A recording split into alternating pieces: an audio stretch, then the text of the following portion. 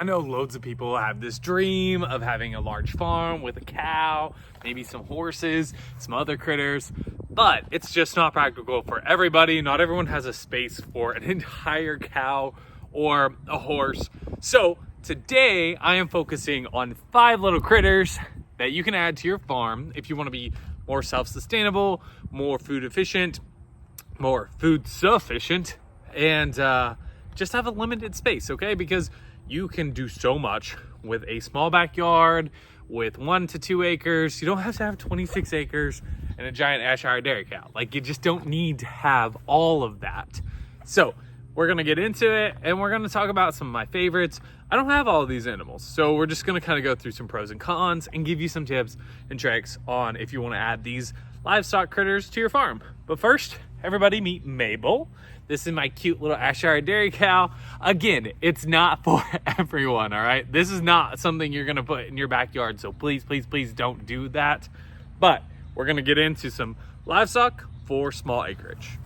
All right, so number 1, and probably the one everyone talks about, is of course chickens. Backyard poultry are hugely productive. They are very easy to have. Lots of cities have passed ordinances to have backyard birds. Now, I myself don't have chickens, which is crazy. I've had chickens in the past. Over the past few years, I've had lots of different types of chickens. I've had meat chickens. I have had heritage birds. And I've pretty consistently had a flock of chickens laying eggs. At this exact moment, I don't have any chickens on the property. That is about to change. I'm a big advocate for the 3 chicken household rule. So it's basically where you only have a few birds to supply you eggs for self-sufficiency purposes. If you only have 3, the average household waste produced in America could feed those birds almost entirely, making your eggs pretty much a net zero cost for your family. Granted, chickens can get kind of expensive if you want to add loads and loads of birds, but I think a few laying hens are perfect for someone who has a small acreage. And I'm definitely adding those back into my yard, my garden, my farm, and we're going to use those on the farm because what's great is you can use the chicken manure for compost. You can also use the eggs. There's a lot of different options with chickens to build a more sustainable, holistic life. And like I said, just having a few, you'll net out a lot of your food waste and you can feel really, really good about that. All right, so I'm actually in my barn. It might be a little echoey, but that's because the next 2 critters are ideally suited for a barn space like this. And if you've got space on your property, on your farm, you can put them in your garage. You could build a secondary outside hutch. There's a lot of options, but for me personally, I don't raise either of these animals, but I have in the past. And I'm gonna bring them back and they are probably going to be posted up in the barn here. So number 1 is meat rabbits. Now, I know this is controversial. Not everyone wants to process the cute, fluffy little critters. I understand completely, they're adorable. Just remember, the goal is giving them a good life and cleaning up your meat consumption. So if you're going to consume meat, trying to consume ethically, sustainably sourced, well-raised meat, and rabbits, I think, is a really, really great option. So people can produce pretty much all of their meat needs with rabbit. So you don't need any other livestock if you want to add rabbit to your farm, really and truly. So rabbits, just a trio of rabbits, can easily produce 210 to 270, couple hundred pounds of meat every single year. For context, I raise a grass-fed beef cow each year. Now every 2 years. And I made a Highland cow get bigger on my property. He was a steer. And after 2 years, it ended up about 450 pounds of beef. Meaning, if you're doing a grass-fed system off the same grass, so you can raise rabbits in these little grass hutches, so they can have access to grass, you can feed them additional feed and hay, etc. But on an all grass diet, you can get your rabbits, a trio, 3 little rabbits who take up this much space to produce that amount of poundage of meat versus 450 pounds from my steer after 2 years on acres and acres of grass. So Rabbits are way more efficient meat source. They're incredibly high in protein. They're very, very lean. So they're an excellent source of lean, healthy protein. There's not a lot of fat in there. So you have to add fat when you're cooking rabbit. And I do, okay? Because let me just look at me. Basically, I look like mayonnaise, all right? I'm giving mayo. And that's fine, all right? But rabbit is a really healthy option. And that's part of why I'm like, I need to raise some rabbit because I need some clean sources of protein on my farm that I can easily produce and I can avoid having like a huge feed bill. So I love livestock that doesn't require a huge feed bill. So those chickens, for example, we're adding a few chickens. Those are gonna be pretty much net waste because they're going to eat a lot of our kitchen scraps and garden scraps. These rabbits will eat a good portion of our garden scraps as well. And then additionally, we have grass and hay that we can help offset. It's a very economical form of protein to raise. Now, that's not all with rabbits. There's so much with rabbits. Now, this is gonna get really controversial real quick. So I'm gonna start with the first option. One, you can absolutely use their manure, and it's the best kind of manure. So even better than chicken, because chicken manure is really high in nitrogen, so it causes nitrogen burn on the plants, and it's too hot. It's just too hot. It can get things growing real fast, but it can be too hot for the plants. So you can't just put it in the garden. You need to age chicken manure. That's not the case with rabbit manure. Rabbit manure is a cool manure, which means it's very easy to just bloop right in the garden. You just sprinkle those little rabbit berries everywhere in your garden. It's gonna break down, feed the soil. It's incredibly beneficial for your garden. So if you are in a small space, you can literally have a chunk like this big to raise rabbits, which can also produce all kinds of compost for your garden. I mean, it's just kind of an amazing system. Additionally, they also produce fur. I don't know if that's something you're interested in, but if you really want to live a sustainable, amazing life, you know, maybe you're making fur slippers for your cousins for this Christmas. I don't know. Maybe that's a little sad for other people. Just saying, you got options when you got rabbits, okay? And there are a lot of rabbit varieties that are great for fiber. So there are Angora rabbits that produce wool that you can strip. You do not have to hurt the rabbit. You can harvest the wool, you can spin it, all that jazz. So rabbits are great for a backyard homestead. Next up, of course, there are quail. So quail are a different type of little poultry. Coturnix quail is kind of the go-to, or you could do bobwhite, but bobwhite is not legal in all areas because they can be native in some areas. But Coturnix quail are little tiny birds. Coturnix quail. Ideally, I'm showing you a picture. We'll see if my editing skills are on point because they usually are not. But Coturnix quail produce these gorgeous little speckled eggs. And they can produce lots and lots of eggs. And Coturnix quail only need about a square foot to produce not just eggs, but meat. So you can easily raise out Coturnix to a butcher weight in just a few weeks. So it's a very quick producing meat and egg source. Granted, you do need to feed them feed. So unlike the chickens, which are kind of a net zero, and unlike the rabbits, which can eat a lot of grass, Coturnix are going to need feed supplements, which is going to cut into your self-sufficiency. I don't know why I talk so much with my hands, but I do because I don't have them to show you, you know?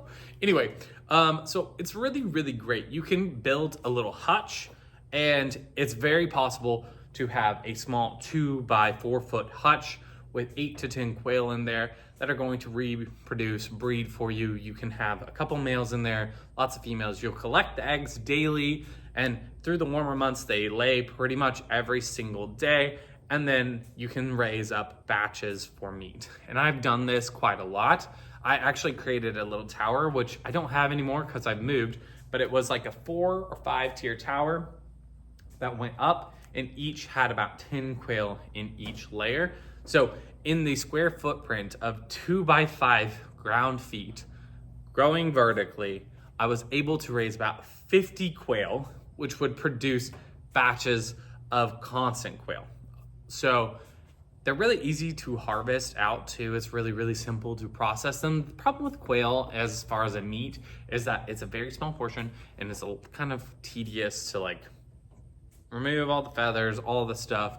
So I prefer rabbit in that regard. It's much easier to process your own rabbits in my opinion, but quail is a great start, easier than a lot of poultry, And truly, if you have a small space, you can literally raise quail in an apartment. I've seen people doing it on their back patios, in their apartments, things that you just cannot do with chickens or other large poultry, etc. So I think it's very, very doable. I think if you're really tight on space, this is the #1 livestock I would recommend for you. All right, so next up we have got goats. Now, I am a big fan of goats and I do have goats. So I don't know if you can see over there, but I have a little herd of Mytonic fainting goats. Yes, they literally fall over when they get too excited. I'm basically a fainting goat myself, but I have these guys for a very clear reason. So twofold. One, they can produce meat. They are meat goats. I do not use them for meat goats because what I largely am using them for is property management, which I understand for someone who has a small little backyard, probably not a huge deal. But surprisingly, people do rent out goats for property management. You can see them out there. They're doing a great job eating down a lot of this junk around the pond as I work on restoring this large old pond on my property. The pond's about 1 acre, so for me to go around and do a lot of that kind of weeding and clearing of brush would take so much of my time. So I've got a herd of goats doing that for me. Now, what I think is really great about goats on a small holding is they don't need all this space.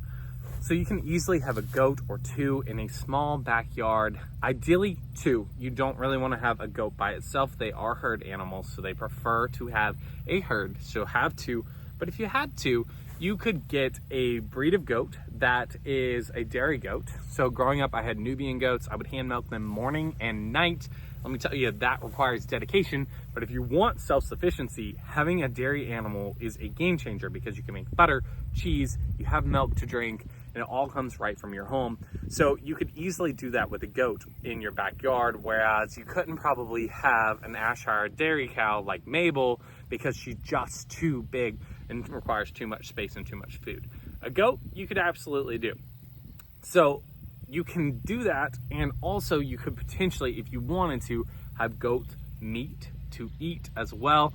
These goats also double as some fiber goats, so they have high cashmere genes, which means I can harvest off the cashmere, and we have a friend who's actually a spinner that I'm hoping to sell the cashmere to in the future. So these goats have a lot of functionality for me on my property, but in a small setting, you might have, maybe not so much of a need for a large group of goats. You can't do that, but you could absolutely raise a dairy goat.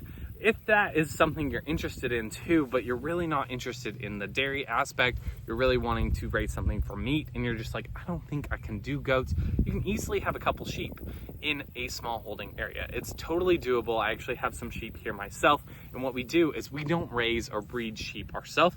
We buy in a couple spring lambs every single year, and we let them fatten off the land until the fall, and then we process them, and then we have lamb to eat.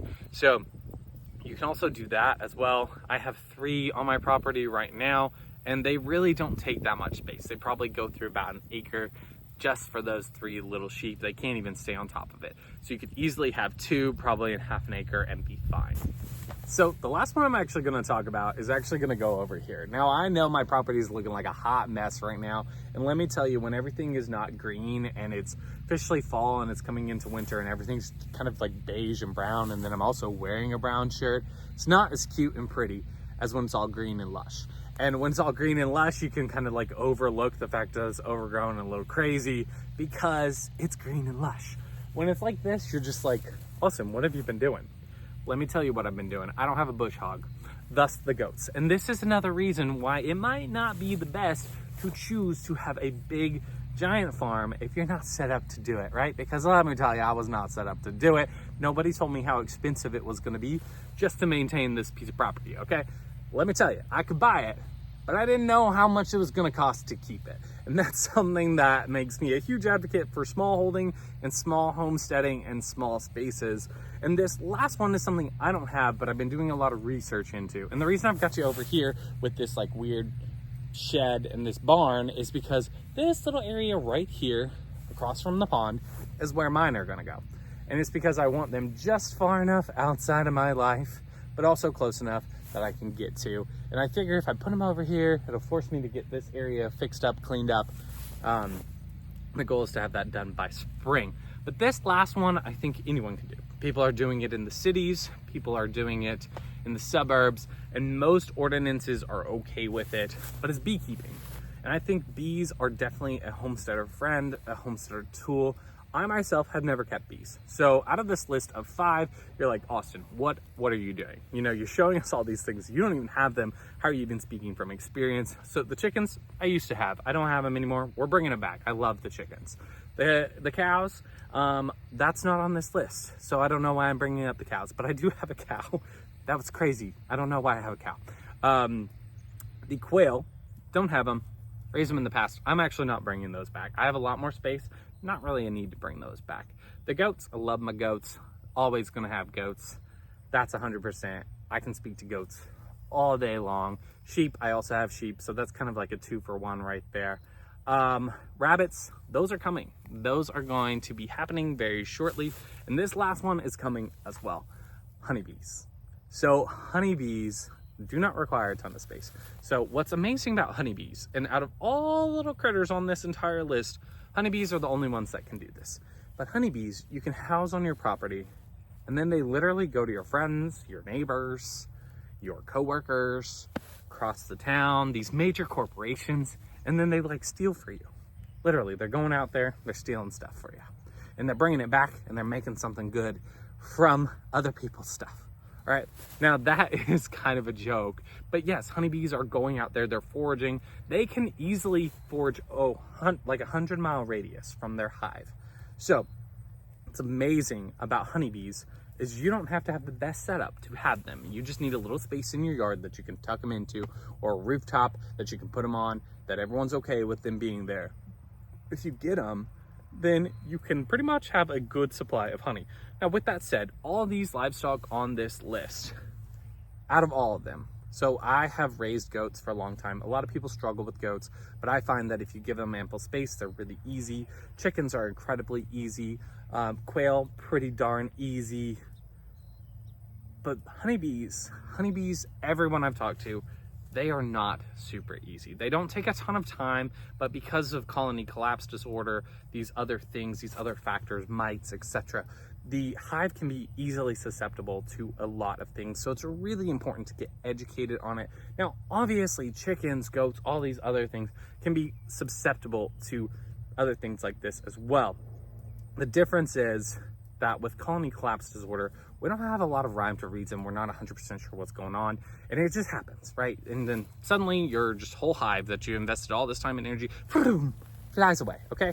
What's nice about your other livestock is they're not just gonna fly away on you, right? So it's something to consider, but I am planning on putting some honeybee hives right over here under this like tree by this barn. It's going to be kind of shady. Location's really important because you want them to have like a nice clear runway, easy access to forage, so they'll have all the wildflowers on the back of this property.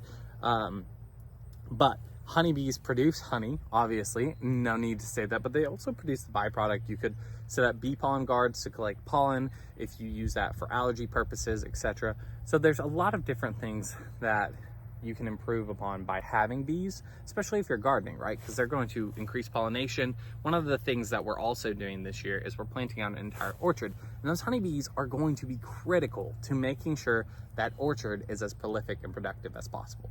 So a lot of the things that you'll hear me suggest and say are things that can all play into a good ecosystem on a small farm or a big farm, right? Because even in a small little yard, you can plant a tree or two, etc. So honeybees, a really, really great option. So I hope y'all realize you don't have to have a massive farm or lots of space to raise livestock. And there are so many benefits, right? You can produce your own meat, you can produce additional fertilizer for your garden, you can help pollinate your garden, you can produce your own sugar source by producing honey. There's so many benefits that can come from adding livestock onto your farm. So I hope you feel empowered now that you don't have to have all this space. You can do this in the backyard really, really easily with the right levels of livestock and just a little out of the box thinking, okay? So as always, like, subscribe, leave me a comment, let me know what kind of livestock you raise and on what scale and what size property, and let everyone else know, because guess what? They can do it too, just gotta believe in it, you know? So signing off, I'll see y'all next time.